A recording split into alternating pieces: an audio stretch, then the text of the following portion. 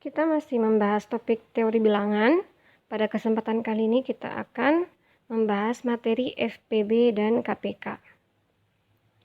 Nah, apa sih FPB dan KPK itu? Jadi, FPB dari A dan B adalah bilangan asli terbesar D sehingga D habis membagi A dan D habis membagi B. Jadi seperti namanya ya, faktor persekutuan terbesar dari A dan B. Jadi kita cari faktor persekutuan yang sama antara A dengan B, kemudian pilih yang terbesarnya.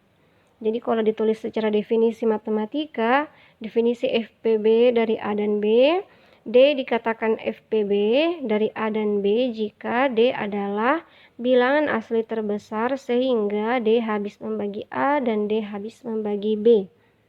Oke, setelah itu definisi KPK. KPK dari A dan B, kelipatan persekutuan terkecil dari A dan B adalah bilangan asli terkecil M sehingga A habis membagi M dan B habis membagi M. Atau bisa juga dikatakan M adalah kelipatan dari A dan M juga kelipatan dari B. Atau bisa juga disebut A itu faktor dari M, B juga faktor dari M, sehingga M itu kelipatan persekutuan, kelipatan bersama antara A dan B, tapi yang terkecil. Begitu ya. Jadi bedanya antara FPB dan KPK, kalau FPB di sini D-nya sebagai faktor, kalau KPK dia kelipatannya, berarti A dan B-nya sebagai faktor. Oke. Nah, misalkan kita tulis secara umum ya penulisan definisinya. Misalkan M besar itu sama dengan P1 pangkat A1 kali P2 pangkat A2 dan seterusnya sampai Pn pangkat An.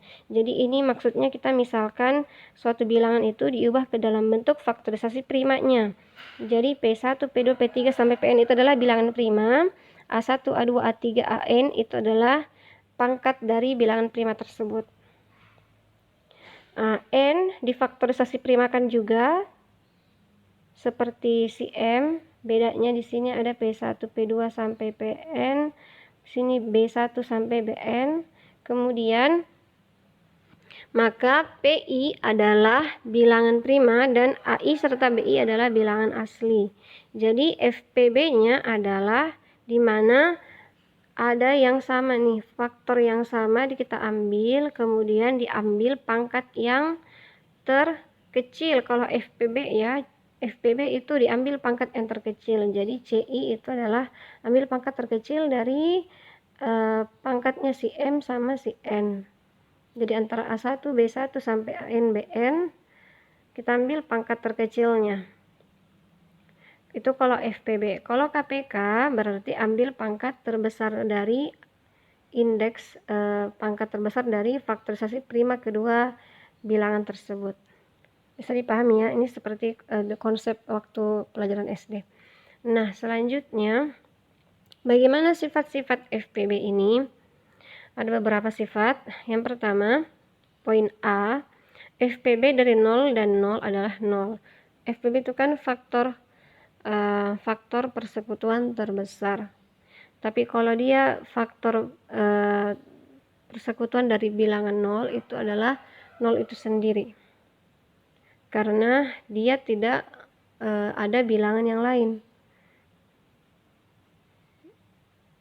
Kemudian kalau FPB dari A dan 0, maka FPB-nya adalah mutlak dari A. Kita ketahui bahwa faktor dari suatu bilangan itu bisa nilainya positif, bisa juga negatif. Jadi walaupun dia FPB-nya di sini FPB dari minus 5,0, berarti FPB dari minus 5 dan 0, maka nilainya adalah FPB adalah 5. Kita ambil mutlaknya. Mutlaknya minus 5 adalah 5. Karena minus 5 pun walaupun A-nya minus, bilangan minus itu tetap bisa dibagi dengan bilangan yang positif.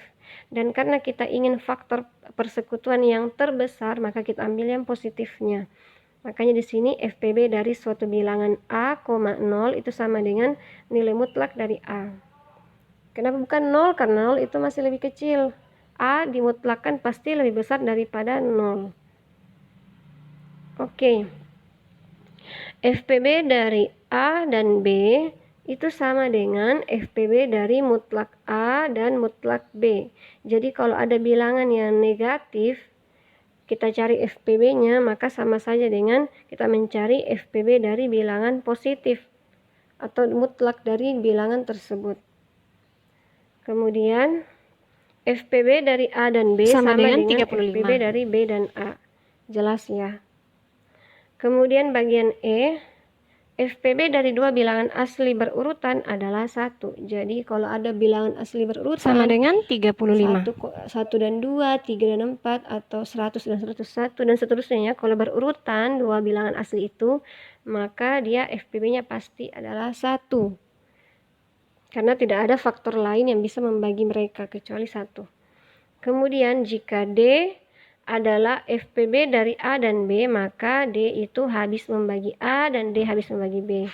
Atau bisa jadi bilang D itu faktor dari A, D itu faktor dari B. Sesuai definisinya ya, seperti yang tadi. Kemudian bagian G, jika A sama dengan M kali P dan B sama dengan M kali Q, maka FPB dari A dan B itu sama saja dengan M kali FPB dari P dan Q. Jadi kalau A itu adalah kelipatan dari P, yaitu M kali P, kelipatan M. Kemudian B juga kelipatan M, maka FPB dari A dan B itu sama saja dengan M kali FPB dari faktor pengali dari M-nya tadi. Jadi kalau A pengalinya kan P, kalau B pengalinya Q, berarti FPB dari P dan Q. Bisa ya dipahami? Kemudian sifat FPB selanjutnya, poin H. Jika A tidak sama dengan 0 dan B tidak sama dengan 0, maka FPB dari A dan B itu pasti lebih besar atau sama dengan 0 dan lebih kecil atau sama dengan minimum dari mutlak A dan mutlak B. Jadi FPB-nya itu pasti lebih kecil atau sama dengan mana yang minimum dari A dimutlakan atau B dimutlakan. Contohnya, misalkan A itu minus 5, B itu minus 2. Jadi FPB dari minus 5 dan minus 2 itu pasti lebih besar dari 0 dan lebih kecil dari minimum dari mutlaknya.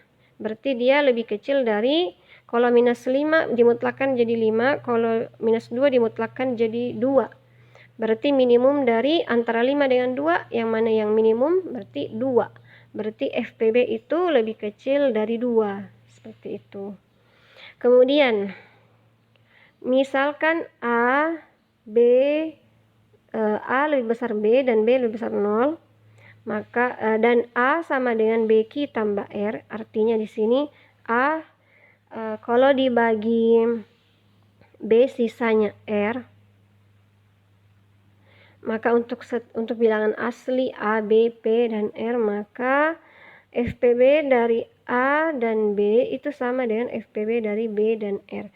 Jadi kalau A ini misalkan A dibagi B, kemudian hasilnya adalah Q dengan bersisa R, maka FPB dari A dan B itu sama saja dengan FPB dari B dan R. Bisa ya? Jadi FPB dari A itu yang dibagi, B itu yang membagi, R itu sisanya.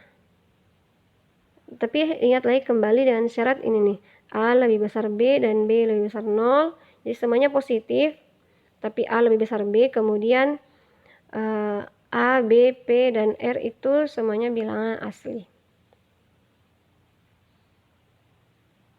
Oke, lanjut. Jika dua bilangan dikatakan prima relatif jika FPB-nya sama dengan 1. Jadi kalau seperti yang tadi, dua bilangan yang berurutan atau bilangan-bilangan lain yang mempunyai FPB 1, maka disebut prima relatif. Kemudian ada sifat FPB, yaitu Bezout's lemma. Untuk setiap bilangan bulat A dan B terdapat bilangan bulat X dan Y yang memenuhi AX tambah BY sama dengan FPB dari A dan B. Jadi ini cuma lemma ya. Jadi kalian harus tahu kalau misalkan A dengan B itu bulat, maka AX tambah BY bisa sama dengan FPB dari A dan B. Pasti ada solusi X dan Y yang memenuhi persamaan seperti ini. Jadi syaratnya harus bilangan yang di sebelah sama dengan itu adalah FPB dari koefisien X dan koefisien Y. Dan A dan B bilangan bulat. Maka pasti ada solusi bilangan bulat juga untuk X dan Y-nya. Oke, jadi untuk contoh soalnya akan dibahas di video selanjutnya ya. Demikian materi hari ini. Keep studying. Assalamualaikum warahmatullahi wabarakatuh.